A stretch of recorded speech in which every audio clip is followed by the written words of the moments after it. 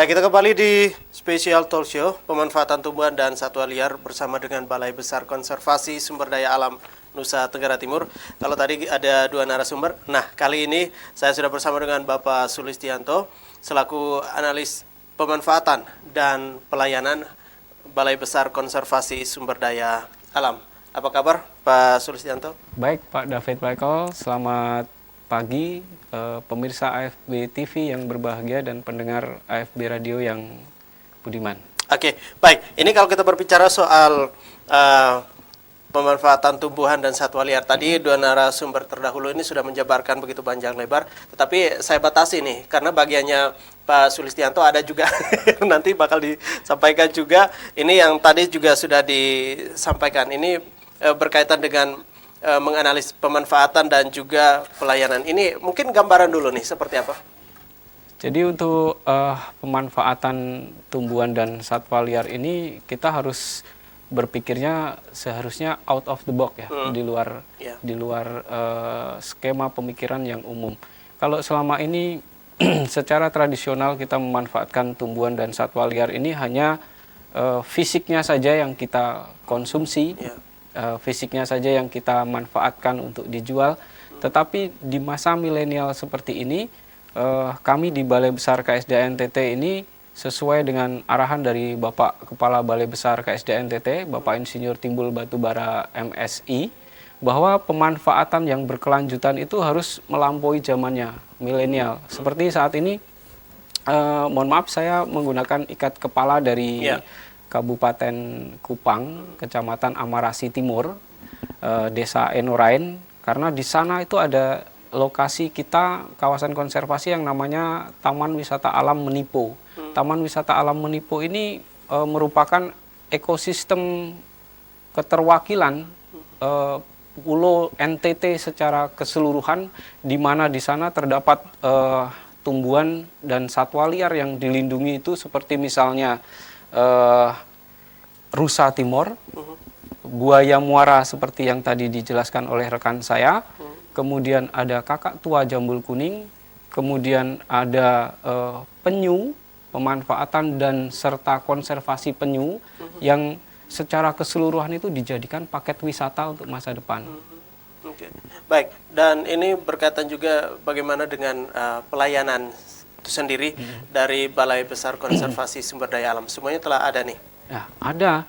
Jadi begini Pak David yang baik, bahwa pelayanan ini juga kita tidak hanya sekali lagi bahwa pemanfaatan secara fisik, tetapi kita juga melalui pengembangan dan penelitian, bahwa selama ini di Balai Besar KSDA NTT itu kita dengan tangan terbuka secara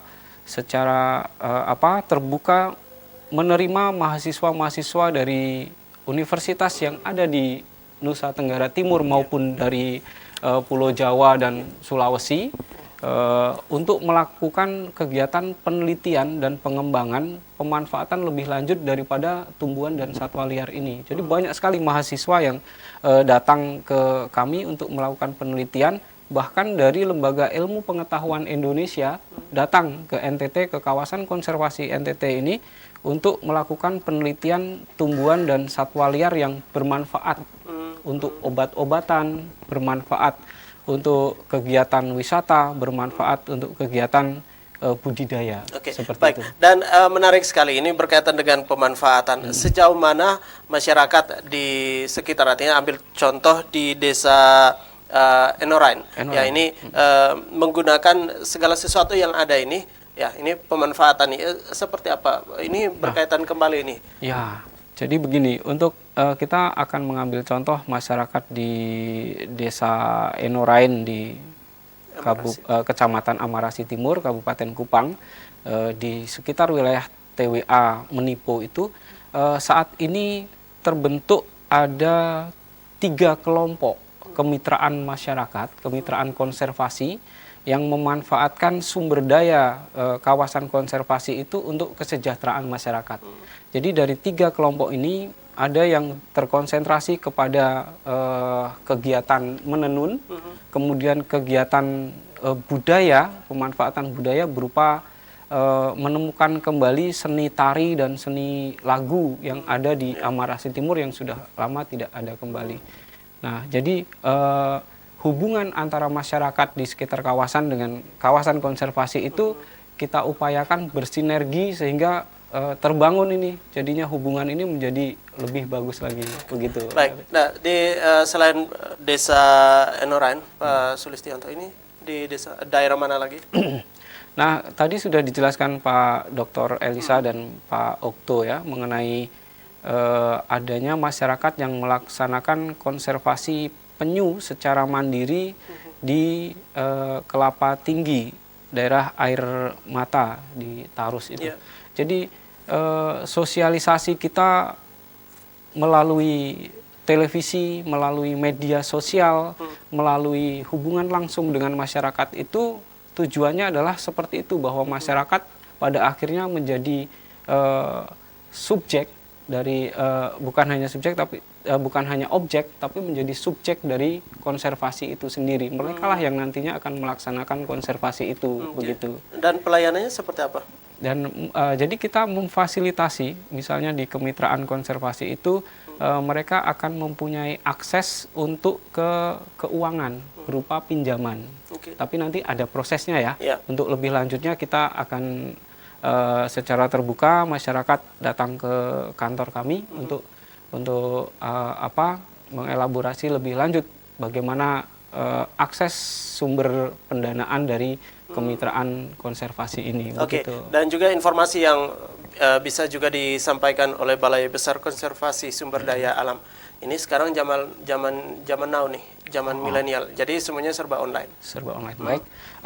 Untuk mengakses media sosial kami sebetulnya sangat mudah. Di Balai Besar KSDA NTT itu kami menggunakan media sosial berupa Facebook, Instagram, juga halaman web, serta ada call center kami namanya Halo KSDA. Itu bisa dihubungi di nomor 0811 3810 4999. Nah, kalau yang di media sosial ini Facebook kami di BBKSDA NTT Official, baik di Instagram maupun di Facebook. Kalau di websitenya sama juga, silakan googling, tanya Mbah Google untuk di BBKSDA NTT. Nanti akan muncul kegiatan kami mengenai konservasi secara umum di Provinsi Nusa Tenggara Timur. Oke, baik. Dan juga kalau kita tahu kita melihat bersama juga ini teman-teman di Balai Besar Konservasi Sumber Daya Alam sendiri bekerja ekstra untuk 1 tahun ini. Bagaimana juga untuk meminimalisir juga tidak terjadi hal-hal yang tidak diinginkan berkaitan juga dengan pemeliharaan dari satwa liar itu sendiri, dan juga kerjasama juga dengan pihak-pihak terkait dalam hal ini juga menjaga sehingga ekosistemnya juga berjalan dengan baik. Itu dari 2019 ini sendiri, Pak Sulistianto, ini apa saja? Jadi saya mohon izin bercerita kepada Pak David dan pirsawan sekalian. Di 2018 ini kegiatan ekstra kami di bawah pimpinan Pak Insinyur Timbul Batubara MSI itu menurut kami sudah maksimal ya. Kita bekerja sama dengan Wildlife Conservation Society untuk konservasi kura-kura leher ular Pulau Rote, Selodina maccordi, yang didatangkan dari Singapura untuk dilepas liarkan kembali di Rote. Kemudian kami juga bekerja sama dengan PLN untuk kegiatan-kegiatan seperti kawasan ekosistem esensial di luar kawasan konservasi. Kemudian kami juga melaksanakan yang dinamakan role model menipo, yang dilaksanakan tadi salah satunya think tank-nya adalah Pak Dr. Elisa yang ada di sini.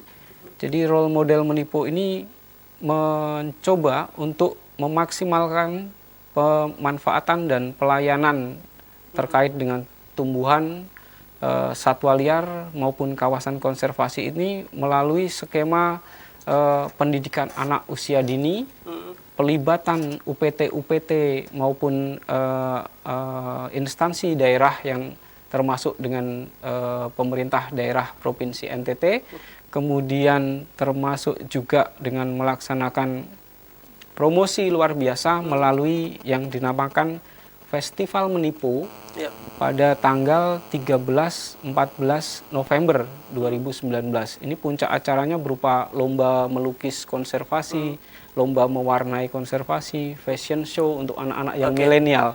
Nah, ini memaksimalkannya adalah dengan cara kita memberikan akses baru, pilihan untuk masyarakat memanfaatkan ini dengan cara wisata. Oke, Pak Sulistianto, ini sudah ada penelpon. Halo, selamat pagi, AFB TV. Pagi. Ya, selamat pagi dengan Bapak siapa? Pak Petrus di Tanah Merah. Baik, silakan Pak Petrus. Begini, selamat pagi sebelumnya. Bapak begini, misalkan kan yang kami tahu khususnya di Tanah Merah ini yang hewan-hewan dilindungi hanya sebatas penyu atau rusa. Nah, Bapak begini, Bapak. Nah, kalau misalnya katong ini salah beli hewan, misalnya katong bisa sering main-main di pasar hewan. Nah, lihat sering banyak ada hewan-hewan yang bagus-bagus, kadang kan katong juga pengen beli begitu, Bapak. Nah, misalkan ini misalnya katong beli ternyata tapi ini hewan dilindungi, kemana? Masih jadi kasih informasi itu buat kami ini hewan-hewan apa saja yang dilindungi. Jangan sampai katong nanti salah beli, terus nanti katong keluar lebih banyak. Nah, ternyata ini hewan dilindungi terus disita. Nah, katong uang jadi rugi itu, Pak. Kemana, Bapak? Selamat pagi. Terima kasih Bapak Petrus dari Tanah Merah. Tanah Merah ini di Kabupaten Kupang. Pak Sulistianto, ini ceritanya sudah membeli hewan. Jadi pecinta hewan nih. Jadi sudah membeli hewan di pasar hewan. Tetapi ini hewan tersebut ini kalau dilindungi padahal sudah mengeluarkan duit yang banyak. Iya, terima kasih Pak Petrus yang berbahagia di Tanah Merah. Selamat pagi juga. Jadi dari mana kita tahu bahwa hewan atau tumbuhan liar itu dilindungi? Itu kita melihat lagi ke aturannya. Di aturan terbaru adalah di Peraturan Menteri Lingkungan Hidup dan Kehutanan nomor P106 tahun 2018. Di situ ada 500 lebih jenis tumbuhan dan satwa yang dilindungi. Memang di NTT yang paling terkenal tadi disebutkan penyu, rusa, ada lagi kakak tua, jambul kuning. Kemudian buaya juga termasuk jenis yang dilindungi di Nusa Tenggara Timur. Nah, gitu. Jadi tadi pertanyaan bagaimana Pak kalau kami sudah terlanjur beli ternyata dilindungi. Nah, inilah kenapa kami berulang kali melaksanakan kegiatan pendekatan yang soft seperti ini berupa sosialisasi, menekankan arti pentingnya tumbuhan dan satwa liar yang masih dilindungi itu sebetulnya jumlahnya itu kecil di alam. Kalau nggak kecil, dia memiliki kemampuan untuk bereproduksi itu sangat sedikit. Nah, supaya kita itu sebagai tanggung jawab sebagai orang tua, kita sebagai masyarakat, sebetulnya hewan-hewan yang dilindungi ini kita anggap itu bukan punya kita, tapi punya anak cucu kita. Bagaimana kalau suatu saat anak cucu kita menanyakan, Pak, yang jenis kakak tua jambul kuning yang ada di NTT itu seperti apa? Oh, seperti di gambar, seperti di YouTube misalnya. Nah, tapi ini, artinya berlaku juga yang F2-nya kan? Yang F2 tetap berlaku dengan cara penangkaran ya. Jadi kita bisa memanfaatkan itu dengan cara penangkaran dan memanfaatkan F2-nya atau cucu dari yang dilindungi ini. Tetapi kalau sudah terlanjur, saya mengetuk hati untuk bapak-bapak, ibu-ibu yang ada di rumah untuk menghubungi kami di Halo KSDA tadi 0811 3810 4999 untuk nantinya mari kita tolong kembalikan hewan yang sudah dilindungi ini kembali ke habitatnya. Kita lakukan rehabilitasi supaya dia bisa berkembang biak lebih banyak sehingga menjadi warisan kebaikan kita untuk anak cucu. Baik, Pak Sulistianto, ini sangat menarik sekali berkaitan juga bagaimana juga untuk memberikan, artinya dampaknya juga di saat ada sesuatu ekosistem yang berkembang dengan baik di satu daerah. Ambil contoh tadi di Desa Enorain, artinya ini pertumbuhan ekonomi juga berjalan dengan baik. Nah, persoalan yang berikut lagi, Pak Sulistianto, Oke, sebelum saya baca WhatsApp-nya, kita sapa dulu yang sudah bergabung. Halo, selamat pagi. Ya, selamat pagi. Ya, selamat pagi. Dengan Bapak siapa? Saya Pak Yulianus dari... Halo? Ya, silakan. Ya, saya Pak Yulianus, Pak, dari Desa HNCC Pulau Semau, Pak. Ya, Ya, silakan. begini, Pak. Saya ini warga desa yang pernah diminta untuk tangkap biawak, buaya. Nah, biawak ini saya diminta tangkap per ekor itu 10.000 dibayar. Dan ditargetkan dalam 1 bulan itu saya dapat 30 ekor, Pak. Bahkan lebih. Nah, kira-kira buaya ini dia masuk dalam hewan yang dipelihara tidak? Kalau memang dia masuk dalam hewan peliharaan, kenapa kami di desa saya itu disuruh untuk tangkap itu? Ya, terima kasih, Pak. Oke, baik, terima kasih. Ini dari Semau, Pak Sulistianto ini. Jadi berkaitan dengan hewan yang dilindungi atau ini liar, biawak. Jadi dikala mendapat 10.000. Iya. Baik, terima kasih Pak Yulianus dari Semau ya. Jadi biawak yang ada di Semau itu merupakan jenis hewan liar dari biawak timur. Biawak timur itu masuk, kalau tidak salah masih dilindungi biawak timur ini. Nah, untuk pemanfaatan binatang yang dilindungi ini kita menggunakan peraturan berupa SK 447 tahun 2003 itu, yaitu berupa penangkarannya itu. Jadi yang bisa dimanfaatkan sebetulnya untuk F2-nya. Supaya tidak terjadi hal-hal yang kurang baik, sebaiknya dijelaskan kembali ke penampung atau penangkap itu apakah betul jenis ini dilindungi atau tidak, atau sudah punya izin untuk memanfaatkan atau belum, karena ada izin edar dan izin mengumpulkan untuk menangkap untuk hewan liar ini. Jadi saya sarankan untuk dipertegas kembali karena Pak Yulianus kan hanya sebagai masyarakat yang memperoleh hasil langsung ya. Tapi untuk perizinannya ini kan kita coba harus ditertibkan kembali apakah ini ada izin kumpulnya atau izin edarnya atau tidak. Oke, baik. Jadi ini masuk di soal pemanfaatan juga dan juga berkaitan dengan pelayanan. Jadi bisa ditanya soal informasi ini, harganya 10.000 kalau sebulan tadi disampaikan itu sangat banyak sekali itu. Ya. Baik. Dan yang berikut lagi ini dari Ibu Ina di Oisapa, Pak Sulistianto ini lewat WhatsApp. Di Cagar Alam orang boleh camping. Nah ini pertanyaannya.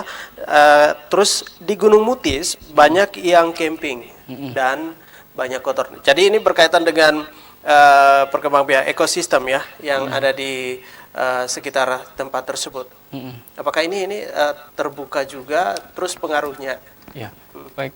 Selama ini memang untuk Gunung Mutis ini masih merupakan cagar alam. Jadi kalau untuk kawasan konservasi berupa cagar alam, kegiatan yang bisa dilaksanakan itu terbatas hanya untuk pendidikan dan penelitian maupun pengembangan.